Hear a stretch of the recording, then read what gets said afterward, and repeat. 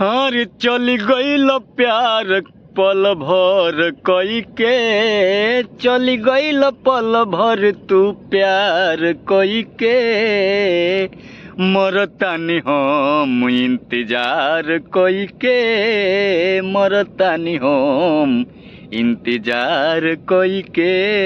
मौगी कहतिया नया नया गौना होके आइल बा, उनकर पियावा परदेश चल जाता है, कौना वियोग में कहतिया, कैसे कहतिया अपना सखी से। रे चली गईल पल भर तू प्यार कई के, चली गईल पल भर तू प्यार कई के, मरतानी हम इंतजार कई के, मरतानी हम इंतजार कई के। अरे घर में अकेले तोहार जान बाटे राजा जी, घर में अकेले तोहार जान बाटे राजा जी, होखत जो बनवा जवान बाटे राजा जी, होखत जो बनवा जवान बाटे राजा जी। चली गईल पल भर तू प्यार कई के, मरतानी हम इंतजार कई के। अरे घर में अकेले तोहर जान बाटे राजा जी, ओ घर में अकेले तोहर जान बाटे राजा जी, होखत जो बनवा जवान बाटे राजा जी, होखत जो बनवा जवान बाटे राजा जी, होखत जो बनवा जवान बाटे राजा जी। अरे चली गईल पल भर तू प्यार कई के, मरतानी हम इंतजार कई के, चली गईल पल भर तू प्यार कई के, मरतानी हम इंतजार कई के। घर में अकेले तोहर जान बाड़े राजा जी, होखत जो बनवा जवान बाटे राजा जी, होखत जो बनवा जवान बाटे राजा जी, होखत जो बनवा जवान बाटे राजा जी, होखत जो बनवा जवान बाटे राजा जी। अरे कैसे बर्दाश्त करी दिलवा के हुक के, हो कैसे बर्दाश्त करी दिलवा के हुक के, दिन राति मरतानी कुहुकी के। कहतिया मौगी अरे कैसे बर्दाश्त करी दिलवा के हुक के, दिन राति मरतानी कुहुकी के।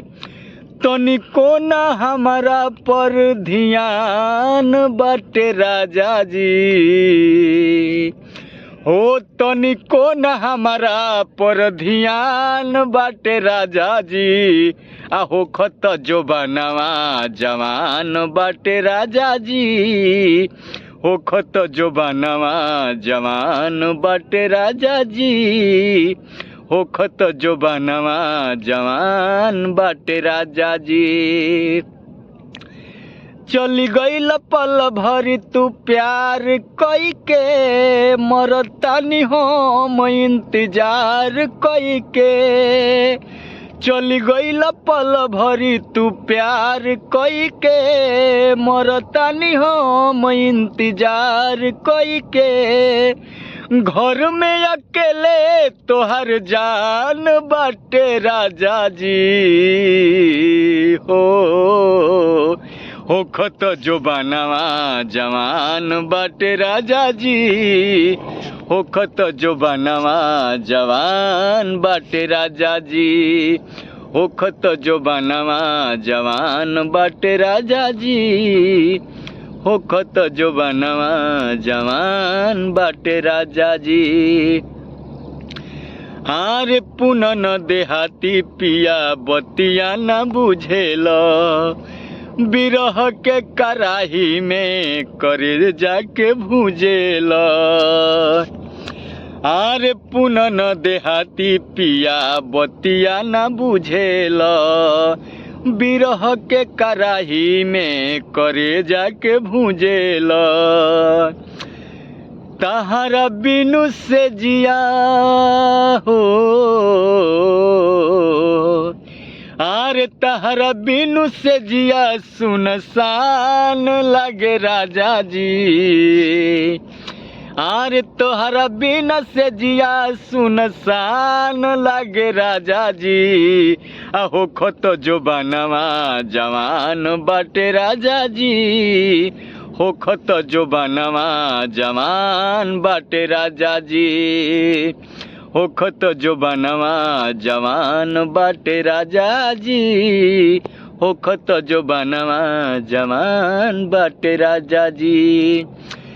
चली गईल पल भरी तू प्यार कोई के मरतानी हम इंतजार कोई के घर में अकेले तोहर जान बाटे राजा जी हो खत जो बनवा जवान बाटे राजा जी हो खत जो बनवा जवान बाटे राजा जी हो खत जो बनवा जवान बाटे राजा जी।